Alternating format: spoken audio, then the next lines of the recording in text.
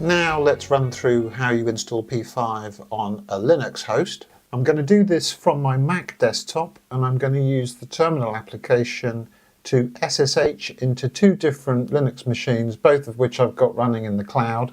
The first one is actually running Amazon AWS Linux, but that is a Red Hat stroke CentOS stroke Rocky type distribution of Linux that has the RPM package manager.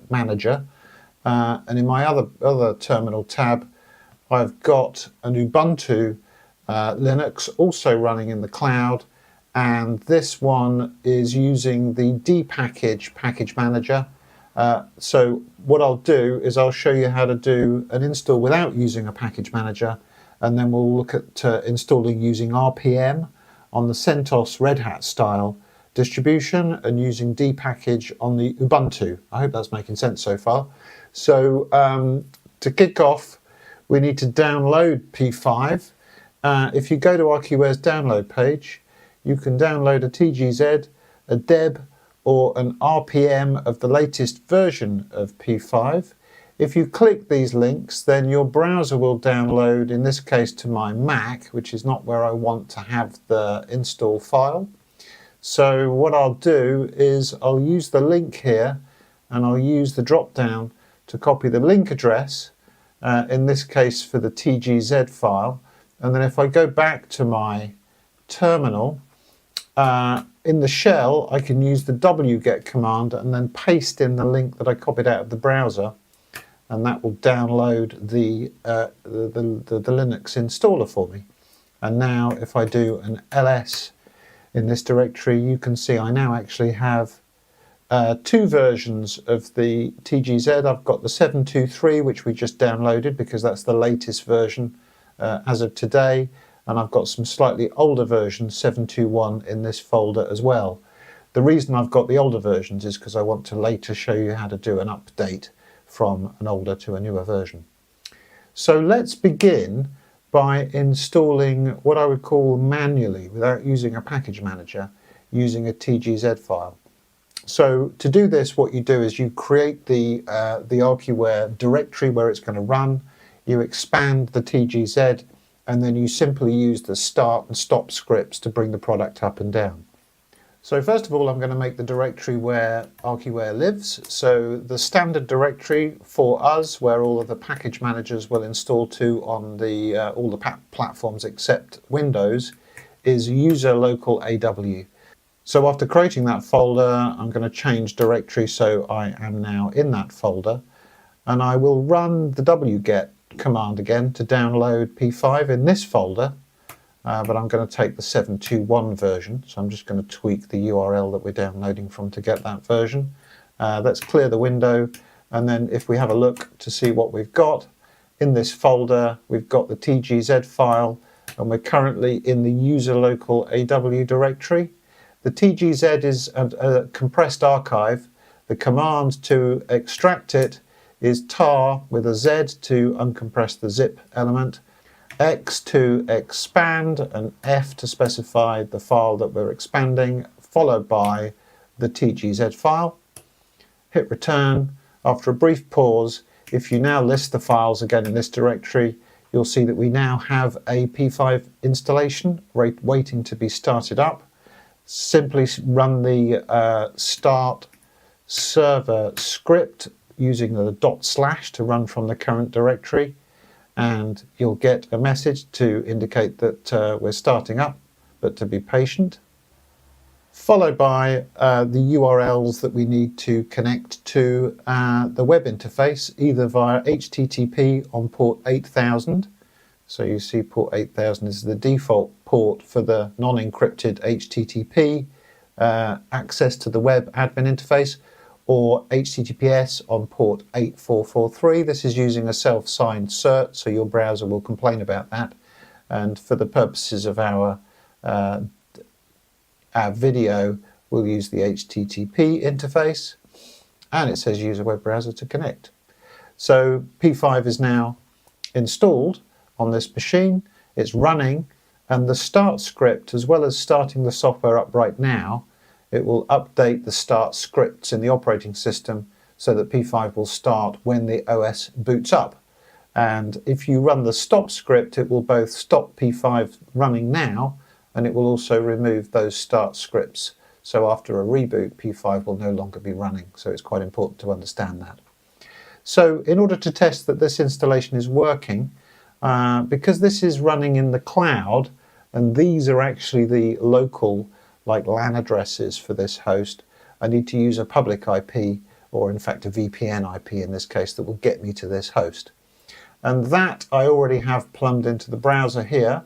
So if I refresh, then we can see that 7.2.1 is serving up its web interface, and that's happening from the machine that we just installed P5 on. The default username and password is always admin and admin, so we can test everything's working by logging in, and we should see welcome to ArchiWare P5, not a good password, and the next step might be to insert a license key.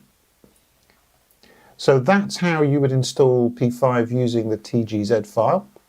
So what I'm going to do next is stop P5. So I get a message to tell me that it's stopped. I'm going to move back one directory, and I'm going to remove the ArchiWare folder in its entirety. So that would be the steps required to completely uninstall P5, stop the process running, and remove the directory. If I now go back to my home directory and have a look what we have in the home directory, we can now install using the RPM. So the RPM is the Red Hat Package Manager, which is the default package manager for Red Hat, CentOS and Rocky distributions of Linux. And the package manager will install P5 for you. It'll create the directory, expand the software, start it up. The package manager also tracks what software is installed and would allow you to update the software as well using the package manager, or remove the software. The tool that we use for installing RPM files is called RPM, and the parameter to install is I for install, and then we specify the AWPST RPM file as the software package that we want to install. Hit return, and RPM will both create the directory, expand the software, and start the product up. So we see the same message that we saw after we ran the start script ourselves. If I go back to my browser and refresh, then I can see that P5 is up and running and giving me its web interface. And if I change directory to USR local AW, I'll find that I've got my P5 installation in there just as we had earlier. The command that you could use to see what RPM has installed would be RPM-QA, which gives me a long list of software. We can actually see ArchiWare 721 at the bottom. So what you could do is run RPM-QA and then grep for P5, and that would just show you the current version of P5 that's installed. So once P5's been installed with the package manager, you should use the package manager to install newer versions. So if I wanted to install 722, I would download that RPM, use RPM-I, and then the name of that package with the 722 version of P5 to update it. Okay, with that, let's switch over to my other tab here where I have a Ubuntu installation. On here, I want to grab the Ubuntu installer, so I'm going to go back to ArchiWare's download page, and the Ubuntu OS would use the deb installer, as you can see shown here. So if I click New Install, I'm going to use my copy link address from the link in the browser, and then go back to the tab in our terminal that's pointing at our Ubuntu installation, and we'll do a wget to download the file that we just copied. And now in the directory we can see our awpst.deb file. The command to install it is dpackage -I for install, and then the name of the package. And then dpackage, which is the package manager, will tell us what it's doing. It's unpacking and then starting the software. There we go, we've got the URLs shown in the command line, And if we change directory to USR local AW, we will see our installation that has been installed by the Debian package manager. And if I go to my browser and use the IP of this remote machine as follows, so I'll replace this IP with this one, then we get our P5 login page.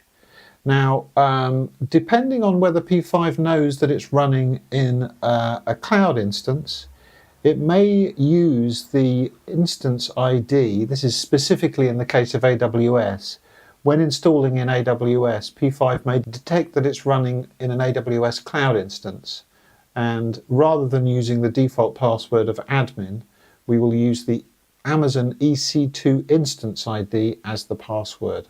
So that's what's happening in this particular case, and you can see that P5 is prompting us to use the EC2 instance ID as the default password, and then once you're in, you can change the password. So that's how you install on a Ubuntu/Debian operating system.